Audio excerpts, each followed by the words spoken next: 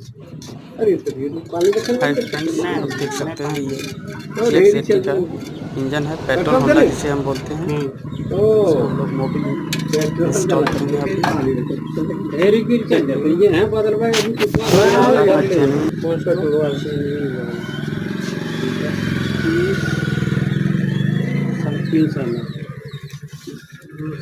तो ये है 300